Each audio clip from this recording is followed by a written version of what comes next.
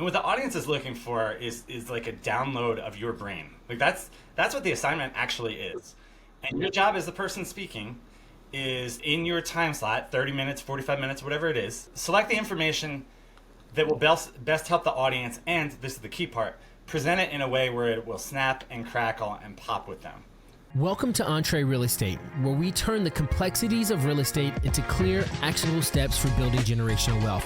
I've invested into different types of real estate all over the United States, and I run a thriving real estate fund. Join me as we document the entrepreneurial journey of scaling businesses and transforming the lives of tens of thousands of people around the world. Let's turn your real estate dreams into reality. Buckle up, because this is the start of something truly incredible. My name is Devin Robinson, and welcome to Entree Real Estate. All right, what's up, everybody, and welcome back to the Entree Real Estate Podcast. And I'm so excited because today I've known Mike, I guess now for like 4 years. Mike is probably one of the best speaking coaches in the world, but also just like a really good human. And I think at the end of the day, if you want to learn from somebody, if you want to be around with somebody, you want to be around really good people that care about other people well, and then also do really well at their craft. And so I love Mike. I listen to a lot of Mike because he has coached the best people in the world, like James Clear, Amy Porterfield, Neil Dingra, and then even Pat Flynn. So like really awesome, incredible people, right? I should probably know this a little bit better. I'm just thankful for Mike and his time, just because I know I've been on calls and busy restaurants, and he has been so gracious and kind to continue our calls and just be a really good source of just counsel in my life, just as a friend and then also as a speaker. So if you guys think that I'm a pretty decent speaker, it's because of this guy. So Mike, thanks for being here, man. I appreciate you. Hey, you're welcome, Devin. You're a good man. Thanks. Thank you. I don't know how you're a real human. If we're just gonna trade compliments, I don't know how you're a real human, running all these things and going all these places and being a parent and foster parent. And so, Mike, I would love to just talk more about you. And I think a big part of that is I often think, and like this is also my naivete, where I'm like, okay, there's a lot of coaches for things, and then you have speaking coaches. So I would almost say, how does one become a speaking coach? But when I ask that question, like for you, did you enter into a path of like, were you a communication? Like what led you to be like, okay, I think I can be a speaking coach. I think that's a really cool thing. And so what kind of got you on the path of being a speaking coach? Yeah. So let me just like explain what that is, because it doesn't always compute for people, I don't think. Ooh, that's true. So here's what I do. You know, when you're on Instagram or whatever and you're scrolling through and there are these ads for this conference and you see all these faces pop up. Those, generally speaking, are people who have a signature talk and they are giving 95% the same talk every single time. What I do is I help people prepare that talk. When I say prepare that talk, I mean write it out. And some people that's an outline, some people that's a script. And then think about how that should pair with slides and then how we should deliver it. And with all of that, there are some factors. There's generally what's good, but then there's also like the person's personality. I think what a lot of people do poorly, and nobody would phrase it this way, but I think what a lot of people do poorly is they try to turn every speaker into the same person. But like Devin Robinson has different strengths than Mike Pacchione. So, I mean, I guess I wouldn't be training myself, but like you or your wife, like you're different, you have different strengths. So I would try to be like, if I were working with you, I would try to say, here are Devin's strengths. So given the subject we're trying to talk about, like how can we do this? How can we make it high energy? Or what? Devin's a good storyteller. At least when he's focused, he's a good storyteller. Oh, I was about to say, wow, thank you. I don't even know that. Notice the qualifier. That's right. So, that is right. You know, maybe we should choose this type of content over the other kind. So that's what I do with people, and it's always funny when people are like, "Oh, you're James Clear's speech coach," and it's like, yeah. And the other people that you mentioned too, but I think people get the order reversed there. The real people. Well, I think it gets reversed a little bit, and let's take James out of it because he's just an anomaly with just about everything. But the other people you mentioned, Amy, Pat, it's like Pat's a great example of this. When I first worked with Pat, he had given one speech. He tried to memorize the whole thing. He was super nervous the night before. And what I unlocked for him is that speeches could be fun. He could pour his creative juices into it. And once that happened, then his speaking career took off. So, like, let me say it differently. I helped Pat, and then his career took off, and then he got bigger. And it makes me seem more important, basically because I trained Pat really well, and he kept speaking and speaking and speaking, you know? So to answer, that's what I do. Now, how I got into that, yeah, I mean, because it's a weird profession. I mean, first of all, I always liked speaking, going back to like fourth grade, show and tell. I loved being at the front of the room. I loved playing around with different ways of making information to connect. I was never, you know, I debate the number one fear statistic. Like, I really doubt that it's actually number one. The joke I always make, it's like nobody's in a den of vipers, and they're like, well, at least I'm not giving the Q3 update right now. Like, you know? But yeah, people are frightened of it. Yeah. I never had that abject fear. I always liked it. Years later, I've realized like why I like it so much, and I like it for training people. I like it myself. I found out when I was 45, I have ADHD. I'm like, oh. So it's like really what I'm doing when I'm coaching people is I am trying to get their content to be stripped of all this fluff so that people like me can understand it and be interested in it. Nice. So you've said a lot of things that I'm really excited to dive into. You said one thing just now, and I can't remember who gave the quote, but he said, well, you're probably thinking Mark Twain, but yeah, Mark Twain. Where he says, if you want me to give an hour-long speech, give me 30 minutes to prepare. If you want me to give like a 30-minute speech, give me days to prepare or something. It's just because when you're like stripping away all the fluff, that's actually what makes people good speakers, not like how long they can talk and how much they can regurgitate, right? Yeah, because sometimes I used to do 8-hour, well, and I still do this from time to time, but I used to do 8-hour workshops, and people are like, whoa, you speak for 8 hours? I'm like, dude, 8 hours is, aside from physically being on your feet, like it's not that hard. It gives you all kinds of leeway to like take too long on a part or that's right. tell a story here, but like the really challenging thing is you've got 15 minutes or 30 minutes and you want to make that really tight. Like that's the super challenging one. So like when you see, I do like going back to the fear thing, and you hear that where it's like the biggest fear in the world is public speaking. What do you think it is that people like actually fear? Like what is it about speaking that you've seen in all the coaching that you've done, and it may be like a singular string in all of these people that you see, like, because I'm like, is it insecurities? Is it like, and maybe that may not be it. I don't know, but like, what do you see is the string of what makes people actually afraid to public speak? Yeah, I mean, some common things are I don't like people looking at me. I'm afraid I'm going to mess up. My thing has always been like take any walk of life and put 100 eyeballs on it, and you were 500, like however many people would be watching you from stage. I don't know. Like if I took a test, so first of all, most people don't prepare well enough to present. So Devin, if I am chief of sinners. I know, but you don't get as rattled by that as most people do. But like, I don't know. What was a subject you weren't good at when you were in college? All of them. No, I think, okay. Oh, all right. So this is a funny joke. Simple answer here, but yeah, this is not a funny joke, but my wife looked at my transcript and goes, we could never show our kids this because I got like 5 Fs in college. 4 or 5 Fs. I graduated high school. No, I graduated college with like a 2.3. So bad person to ask. But I would say anything. I probably shouldn't say this because I run a fund, but like I did not care about math. And so math, I didn't do super well. Oh, okay. Chemistry. How about the sciences? Sciences. I didn't have time to prepare for that answer, so it took me 10 minutes to answer it. If we had 1,000 people gathering around to watch you take a chemistry test and like your answers are being projected on the screen, like that would freak you out too. Yeah. There aren't that many walks of life where there are a ton of people watching us do things, you know. Mm-hmm. And people get freaked out by anything where they feel like they're being watched. So that's somewhat natural.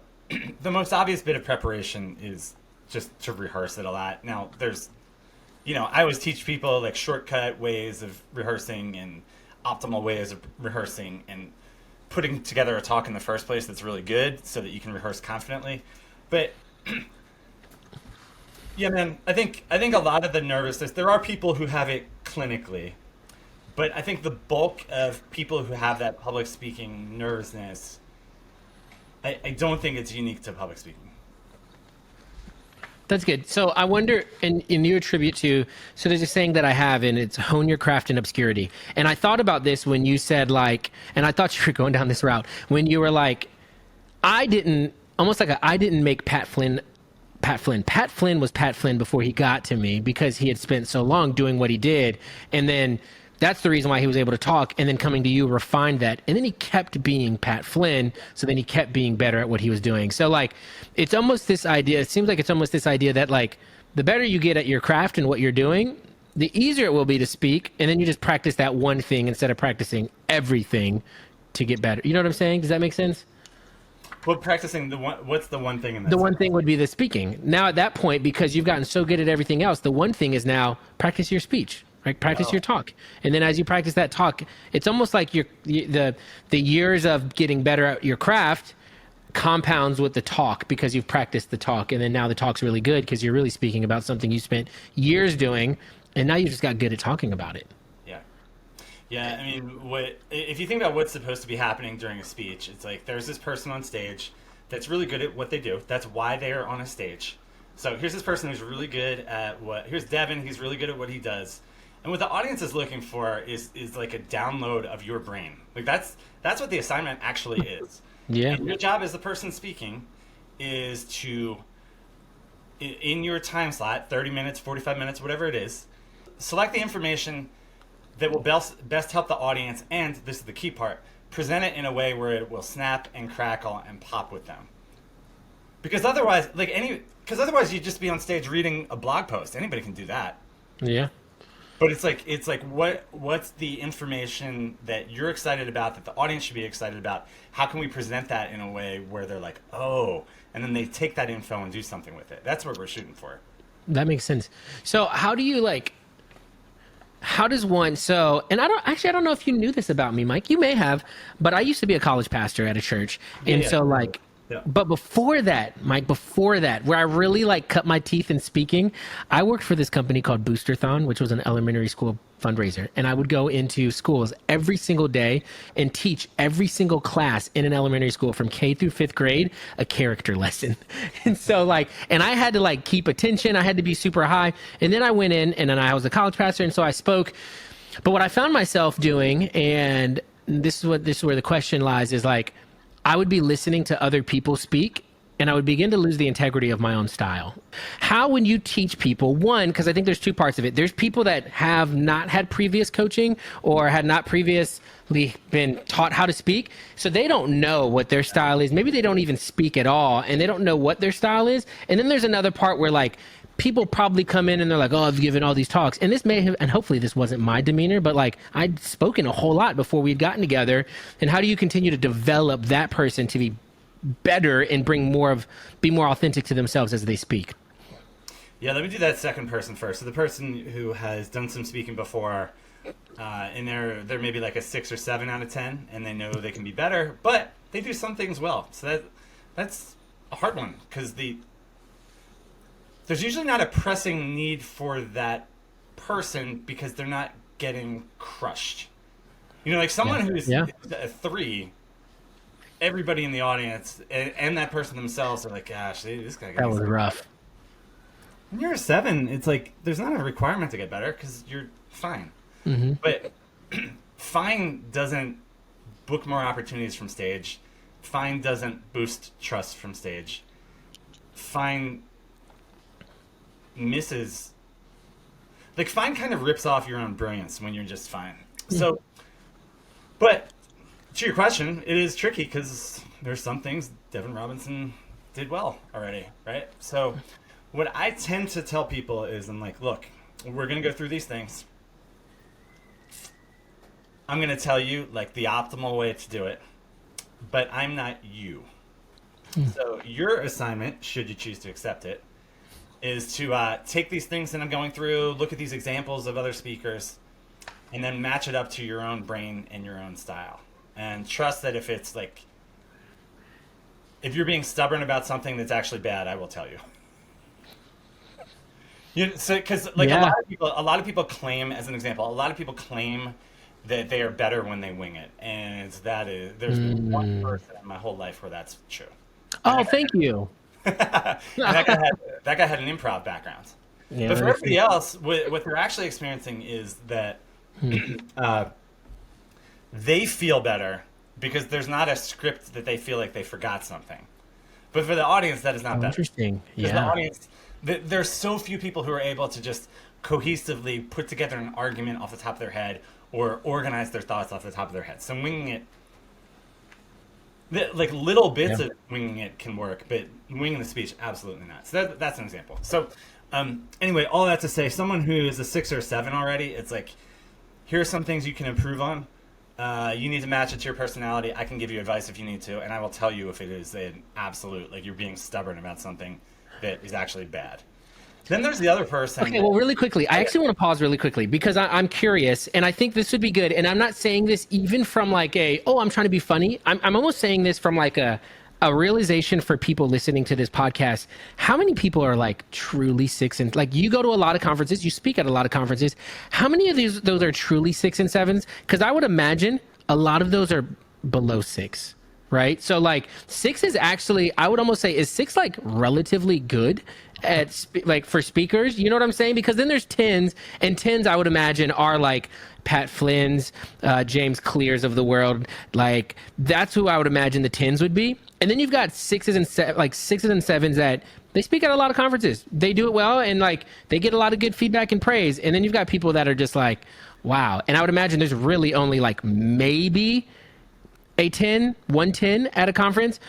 Then there's like 10, like 2 or 3 other 6 or 7s, and the rest are like under 6. That's like typically like my experience from a conference, but I may be wrong. And so I'd love to hear, like, as a speaking coach that does this and teaches other people, like, where do you feel that when most people go to conferences, what they're hearing? You know? Yeah, this is annoying, but it totally depends on the conference. It And does. like, are we grading on a curve? Technically, 6 is above average, That's but true. That's how many true. people are you really going to give a 3 to? I would just say that if we remove the number to it, I would say most people who get on a stage at a conference are fine. Nice. Fine. They're not. They're not a disaster where That's true. people are like texting like, "I can't believe this dude. Who let him up there?" I mean, that happens, but I think more often it's fine. But that's a missed opportunity. It's not memorable. Mm-hmm. 3 weeks go by, and not only can they not remember your name, but they don't remember what you talked about. Like, so what? What was the point of that? Yeah. Is that the metric? That's the metric for them to remember, like 3 weeks? I don't know. 3 weeks is arbitrary, but But no, but 3 weeks is good though. Like I'm yeah. thinking back and I'm like, oh yeah, if I went to a conference a couple weeks ago and I remember that person, then like that was a good speech. I got like the biggest compliment. I don't know if she knew she was giving it to me or not, but I had Jen Olmstead was a guest, I don't know, I like lecturer, Jen. guest speaker for my group cohort, and she was talking about a speech that at that point that I delivered. That at that point it had been more than a year since she heard it, and she like remembered particular slides that I did and like ways I did it, and I was like, yeah, That's the way to do it. fuck, The yeah. freaking man. Okay, cool. And so then now, let's say you would go on to that other person, the other person who has never had any kind of speaking coach, wants to break into that. Like, I'm sure that looks completely different. What does that look like for them? It used to be so. What I used to think was that the advice was like be yourself, and then I had one guy who changed the history of my teaching. You Because shall not be named. he goes, I am being myself. Like, oh. Well, maybe a little bit less like you then. And I'm like, oh, you're pretty awkward. We need to give you a different assignment. That makes sense. That makes sense. So then be Like, yourself. there are two answers here. I think more often than not, what we want is the version of you that we want on the stage is the version of you that's had like one drink at a cocktail party. More often than not, that's what we want. So a Okay. little bit casual, but not, not screaming or challenging people to things. So a little bit like that. Now, Don't want that. um, it's still refined, right? Like Devin in a cocktail party, if I were asking you for investment advice, you'd be. It wouldn't be as streamlined as it could be if you had time to prepare for it, right? So it's refined, but that should be the vibe that it feels like. Most people, I think that's the way to go. Now, with that said, a huge unlock for certain people is don't be yourself. There's a study done. Gosh, I can't remember what it was. I'm gonna get this slightly wrong, but they gave people the assignment of present like Steve Jobs, and it like elevated all these people because because they knew what good looked like, and it was easier to just act like him than to try to figure it out as themselves. Interesting. Okay. Now, and then is that possible though, in like that kind of thought process, for them to go take the not the strategies, but like take the things that he did well and then be yourself? Like, is that the concept for something like that? Yeah. Yeah, I think well, frankly, I think some people do well to basically put on a mask. One of those people, strangely, is Ryan Reynolds. He Yeah. I didn't train him, by the way. He's Oh, I was about to say, wow, nice. That was a good one. I think with that one, right? That's a good flex right there. No, but he has Welcome to Wrexham. He talked about he's like, I hate public speaking. I have major anxiety around it. When he was doing the media tour for Deadpool, I think the first Deadpool, he found it easier to just stay in character as Deadpool. Interesting. Uh-huh.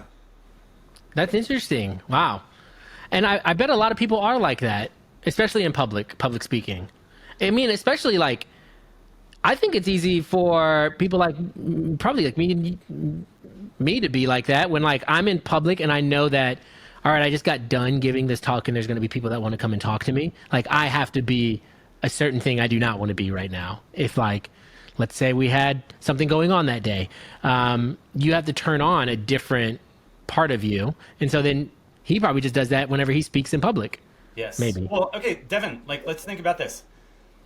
Do you ever give a presentation that is dead serious the whole time? No. There's no chance, right? No. You would never gravitate to it. Not me. Let's say you had to for some reason. What are you going to do? Yeah, I guess like I would have to. That couldn't be my. I don't know. This is what I'm saying. I think so. For you in that circumstance, it might be easier for you to mentally be someone else who's dead serious, someone that you know that's dead serious and presents well that way. Yeah, that makes sense. So then, is that the advice you would give somebody who, like, just is if you were going to coach somebody who has a presentation to give and one, like, they just had never given one before? It's, of course, like, be yourself. But if not, or, I mean, you want to just, like, keep them to be themselves, but also, like, study the characteristics of what's done well or practice those characteristics of what's done well. And let's try to draw out your personality in it. Is that kind of how that would go? I think it's try being yourself, and if being yourself isn't working, be someone else. Be someone else. But it's actually like decide on who you're going to be. Oh, that's good. I don't mean it as an insult. Like literally choose to be Deadpool or Steve Jobs or whoever it is. Yeah, that's good. Okay, we're actually going to take a little pause right now to one of my favorite segments of the show. And I don't get to do this with everybody, but I wanted to do it with you. And it is called What the Gram. So this is a part of my show where I actually did a little deep dive into your Instagram. And then I have some photos in there that I pulled out that I would love for you to explain for everybody here. So for those listening or for those watching, you'll be able to see it. But for those listening, I would like, I'm going to give you I'll give you like an example of what's going on. And then Mike, I would love for you to explain what's going on. All right. Fantastic. Okay, good. I think he's ready for this. All right. Let me go with the first photo here. Okay, and then is this going to just... Yes, it is. Fantastic. All right, Mike. I would love for you to explain what was going on with this photo here. Oh my gosh, this is my favorite. Winter Olympics 2010? 2020. Oh, you know what? Yes. All right. Nice. So this is a picture of you and some guy holding up a sign, and it says "Go David the Duck Murdoch," and it's clearly, I don't know what this is. So I would love for you to explain this, Mike. Okay. Ready? Yes. It was me with my buddy Josh Chang. Josh is world-class advertising graphic designer guy who does biggest brands in the world, flown all over the country just for a meeting. That's Josh. We went to the Winter Olympics in Vancouver. We were going to see curling. My friend Charles. Hold on. Did you go to the Winter Olympics specifically for curling? No, we went specifically to go to the Winter Olympics. Okay. Curling. We thought it'd be like funny and fun. It wound up being amazing. We saw Canada in Canada. I forget what they call it, but the equivalent of like the top of the bottom of the eighth inning, the crowd broke out in a impromptu "O Canada," like everybody in there singing "O Canada." Nice, incredible. But specific to this photo, my friend Charles called me, and he's like, "Can you do something? Like curling has been on all day. Can you just try to do something funny?" I was like, "Yeah." So here's what we came up with. Like research the teams that are playing that day. I don't know if do play curling, participating. This guy I forget if the team was Scotland or the UK, but this guy David Murdoch, I just decided to concoct a story that I knew him from study abroad. And then Josh is like, why don't we go to Kinko's and put a slide together? So Josh designs this slide. We gotta get it. We like get it on like thicker cardstock, and we're all excited because we had aisle seats, and we're like seeing the whole thing play out. NBC's gonna interview it. Oh wow, what? These people have a sign, right? Like you know, the only one. David Murdoch. I had this whole story put together, and then Devin. The most amazing thing is we go to this, and not only are we back row, we were in the corner. Back row, there's no aisle on that side. Dang. So you didn't even get to. Nobody even saw you. Nobody saw us. Nobody. We were on the. We like took the subway over. At least you got the photo. Sign. Nobody saw it. At least you got the picture. Yeah. For your Instagram. Good. All right, this next one. How I have this here because this says name drop alert. Do you name drop for every talk that you have? Because there's some pretty big names on this that you could easily name drop. But I feel like this is a really interesting. Also, I'm not sure why I'm not on here. I understand. I mean, I guess I understand. But like these are some pretty good names. Do you name drop every talk that you do, or do you just name drop some of them? When I'm talking about the importance of presentations, I will usually put a slide together that says name dropping, or this one says name dropping alert. And the point that I always make is like this, like something I talked about already, that speaking can propel you and your career to new heights. Here's a fun fact about this one. You're looking at the screen. There are 6 photos. So it's James Clear, Scott Hamilton, Amy Porterfield, Don Miller, Pat Flynn, Michelle Harris. Michelle is on there. I'm wondering. Go ahead. I can't remember who was supposed to be on there, but I like couldn't get the picture to fit the right way, and Michelle's fit. I was like, how is Michelle's on here with all of these people? That's why it's Michelle Harris. You put that on a slide. I'm sure a lot of people didn't know who Michelle was, but they're like, oh, well, whoever that is. It's a good photo, right? Like, yeah, I was just like, oh, like it's the minority quota though, so that was a good job there. So it's totally. I can't remember who it was supposed to be, but like the picture didn't work. That's funny. That's awesome. Because I also was like, this is also me being like, why is Michelle on this list? That's awesome. Okay, next photo. This is an interesting photo. Like, so you used to live in Portland. So even a little bit about yourself. You moved across the country, right? Yeah. Well, we're back. We live in Bend, Oregon now, so Central. Oh, Oregon. Yeah. Nice. And I know you love Oregon. And so I think I'd love this. So this is you, a picture of you with a mask on your face, and it looks very foggy out there. Yeah. Okay. So 2020, there were a few things going on. Couple things. In Oregon, that was the first year. That was the first year where forest fires were super bad. So this is a photo of me walking the street with a mask on. This is far beyond like early COVID. You just thought you need to have a mask on all the time. This is like well beyond that. This is like 9 months later.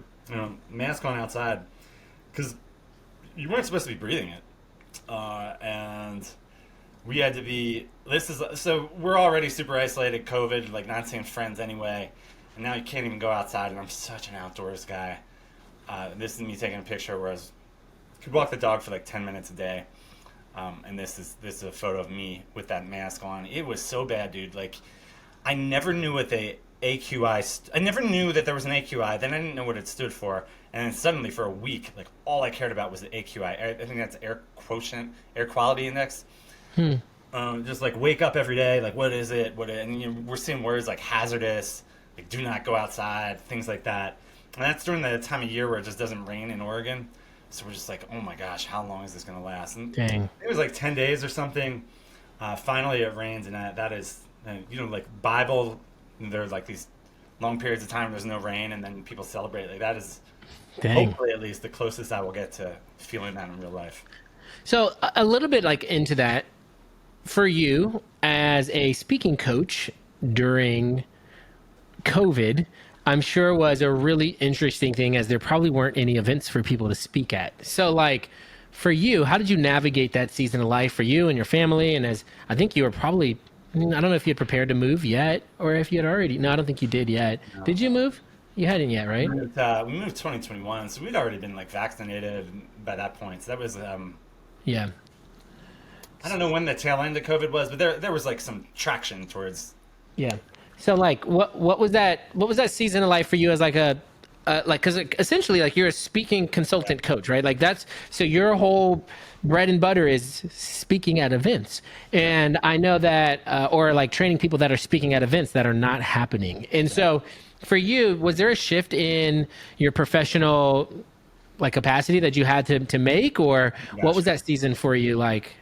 Yeah, so I should say that I do executive coaching too. So there are all kinds of people that I present regularly, and it's not a signature talk, but I'm the CEO of a company, or the head of this company, and I need to present to my team, and here's this hard thing. Can you help me shape it? So I do that as well. But man, early COVID. Oof. Okay, one of the things that I love about what I do is I get to learn from really smart people, and it's usually when they're paying me. So let's use Don Miller as an example. One of the things I learned from Don said this to me 1,000 times. Don said, I'm not the smartest person in the room, but I am the fastest. Meaning, there's an adjustment to make. Don is just ready to turn right around. Okay. COVID happens. I was like way too casual with people paying me at this point. Because I'd been working for myself for like 9 months, and at the time I'm just like, okay, okay, cool, so we'll like pay, and I lost $59,999 worth of business over a weekend. One woman Venmoed me $1. It's still like the strangest thing in the world. She's like, I want to make sure this works. Never heard from her again. Nope. It doesn't work. She never got the confirmation. At this point, 60 grand is still a lot of money, but that was That's a whole lot. your first year of being in business for yourself. You're like, am I going to make $20 this year? I was like, Yeah. I'm feeling really good about this. So that all goes out the window.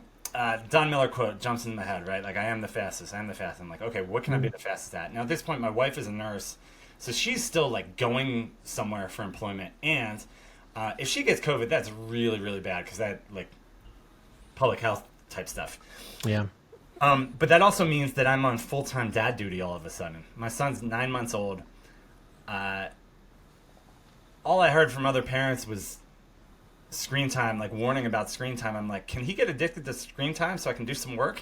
Yeah, you ain't lying. I remember playing Frozen for him. He made it like 7 minutes. I'm like, no. So all of that to say, I just did not have very much time to adjust, but Don's quote rang in my head, and I'm like, okay, well, virtual presentations are going to be the next thing. But I was way too early with it. I asked some companies, and they were just like, no, we're not spending any money. And Devin, I'm like, oh my gosh, like every time there's a economic downturn, there's some industry that gets crushed. I'm like, oh my gosh, it's me this time. And I totally freaked out.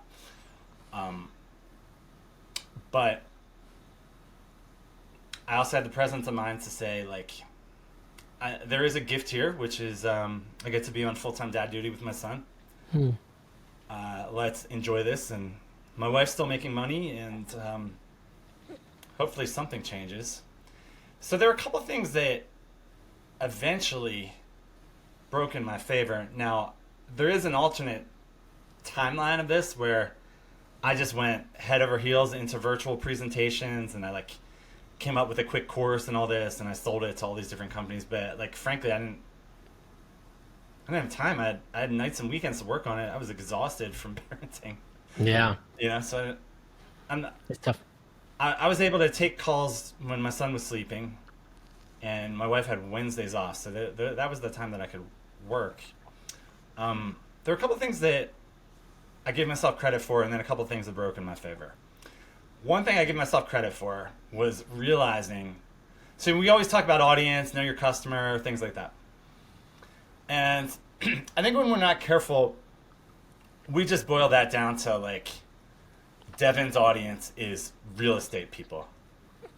Not inaccurate, but there's like a lot more depth there and a lot more going on in their lives, right? So for me, one of the things that I've realized when I looked a layer deeper was I was stuck in the mindset like I can only meet with people 9 to 5. There was no better time in my life to take Saturday calls. That's true. So there are a couple of people. That's how I met Neil Dingra. We would do calls on Saturdays. Nice. So Saturday calls unlocked something for me. There was one company that got in touch with me because they suddenly their training budget they couldn't use for in-person training anymore, so they needed help virtually. And my first thought, like he's describing everything they need, and I'm like, it's a really good opportunity. How can I do it when I'm on dad duty?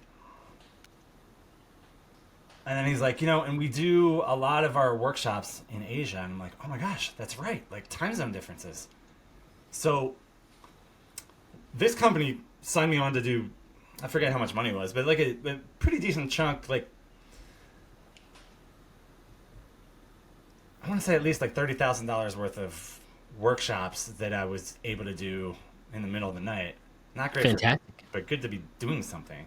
Yeah. 30,000 at that point, like I didn't know if I was going to make another dollar. So Yeah. that was like the biggest lifeline to me. And then eventually everybody realized, because like, I said I was too early with the virtual presentations thing. At this point, every business is just like, oh, people have to work from home now. How do we do that? I've been working from home for years. So that was just like, yeah, you can get Zoom and Yeah. webcam. And you remember there was like a shortage of webcams and things like that.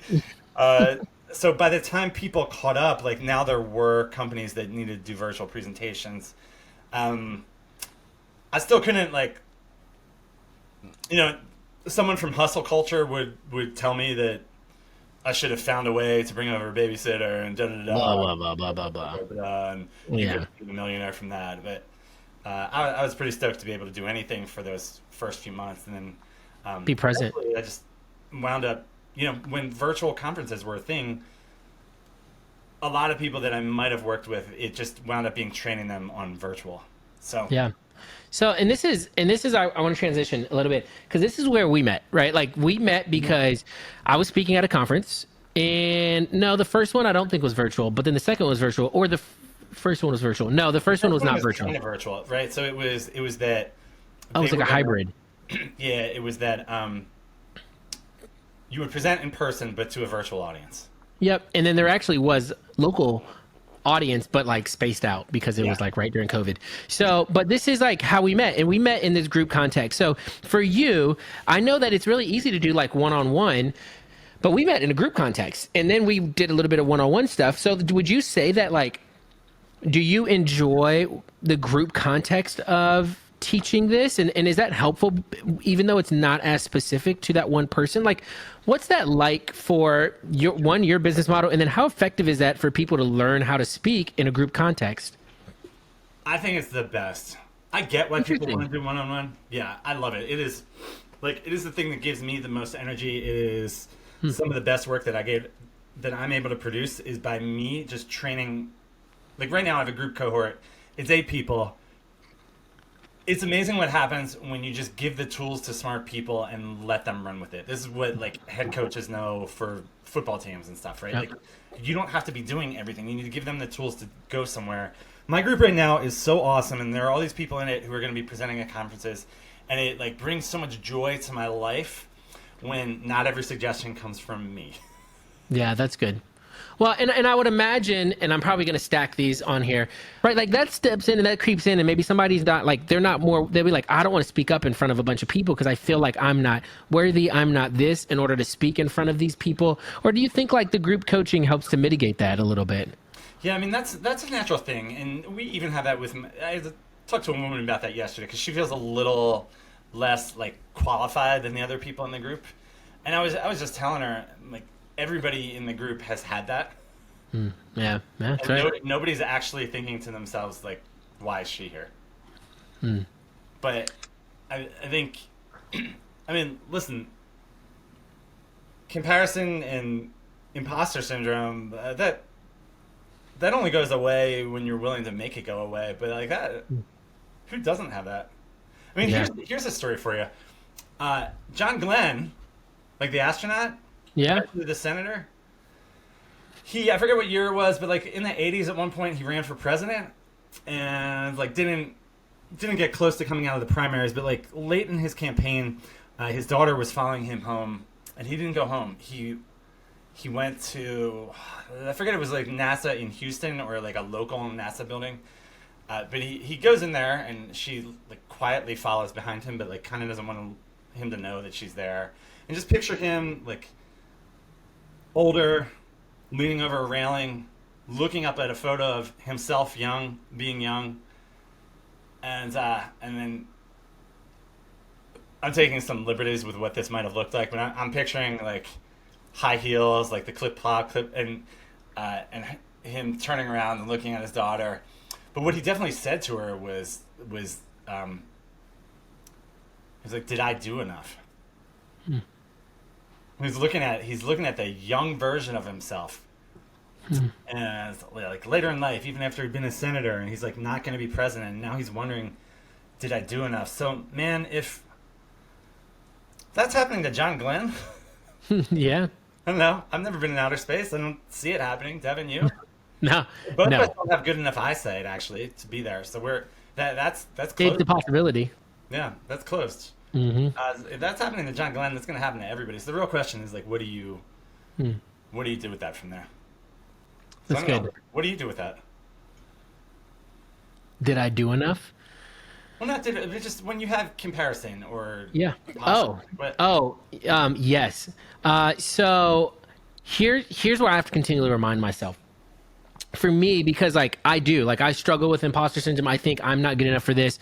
That actually is one of the big reasons why I stopped educating in the photography world. Partially because like I started comparing myself, and then things weren't Michelle going. Harris, right? Yeah. Michelle, she's just a beast. So like I would compare myself, things weren't going how I thought they should go, or like they just weren't doing it, and like I just got so down. And then like in that whole season, I continued to have to remind myself. And for me as a Christian, like I would remind myself that like my identity, my value, and my worth isn't wrapped up in what other people believe in me, because if it is, then I start climbing the ladder of success on the wrong wall. And then if I'm doing that, then it's all based off of what other people think about me, which also I think leads into the insecurities of why people are so afraid to public speak. And so for me, it just was like, I have to have my value, identity, and value wrapped into something, one, bigger than myself, because even if it's like what my dreams are, then if they don't work, then my life comes crashing down, because it's all weighted up on the altar of this hope and dream that I have. And so I just got to a point where I was like,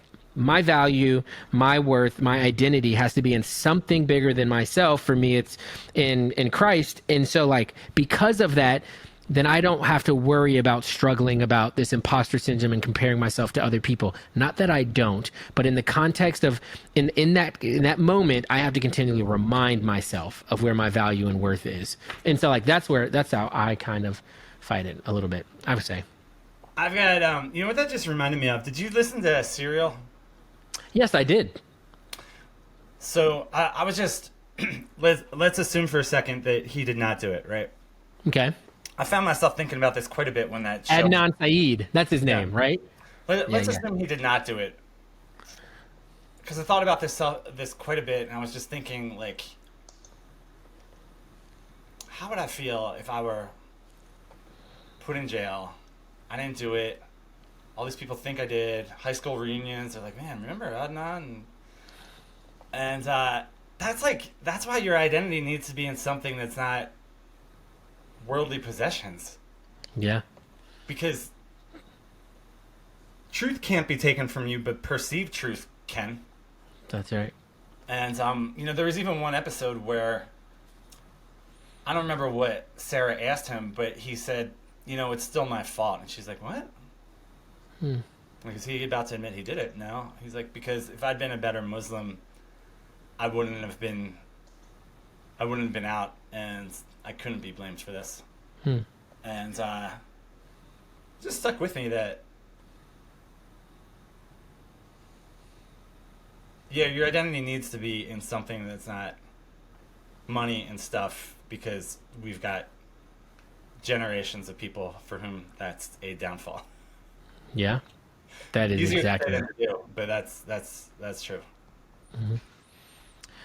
Well, that's good, man. And Mike, I freaking love this time together, man. We might have to do a part 2, but this is also long because I know we didn't even get to talking about, because I think you mentioned something really funny about, how can speaking help real estate people? And I'm like, I don't know, how could it help you? Please, you tell me, Mike. So we may jump into something like that later, but I would love for people, man, just because I believe in you. I think you are incredible at what you do, your craft, and I think you have an incredible skill of helping people to be better at theirs as well. And I think there's a lot of people in this industry that maybe listen to this podcast that also may one day think about speaking. And so how can people find you and potentially hire you? And is there anything else that you even just are like, this is the last thing I want to put I want to talk about this for just a second. And if not, that's totally fine, because I think you did a fantastic job wrapping it up right there. But where can people find you? And yeah. Yeah, dude. Thank you, first of all. I love helping people up level their speaking game. I mean, as best I can tell, at least vocationally, that's what I'm here for. That is the closest I can come to identifying a calling for myself. I teach on the group level. I teach one-on-one. I love it. The results are amazing. It brightens my day when I get an email from someone and just like, this woman emailed me this week, and she just was doing a breakout room in a conference, and she said afterwards everyone came up to her and said, you should be on main stage, and she got speaking opportunities from doing a breakout room, which is not the nice headlining person really. So I just love that so much. So to find out more about me, you can go to bestspeech.co. And let me sweeten the pot. For a lot of people, beyond just having eyes on them, the most difficult thing is the beginning. It is, if it's not the most important part of the speech, it's right up there. People always struggle with that. So I put together a guide for people on how to start a speech. So I've got 7 different tactics you can use. So it's a freebie download. I mean, that thing is worth thousands and thousands of dollars, honestly. You just think about the opportunity of being on a stage and being able to nail the beginning, have everybody like you right away, win over the audience right away. That's worth thousands of dollars, and do whatever you want, but people should download that. And I'll put it in the notes to make sure that they do.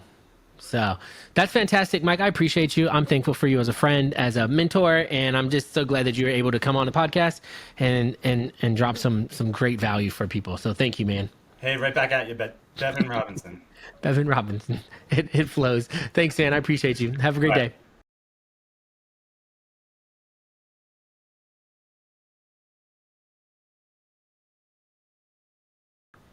Let's do another one soon, and then also I do need to do investing stuff for you, so I'll be back in touch soon.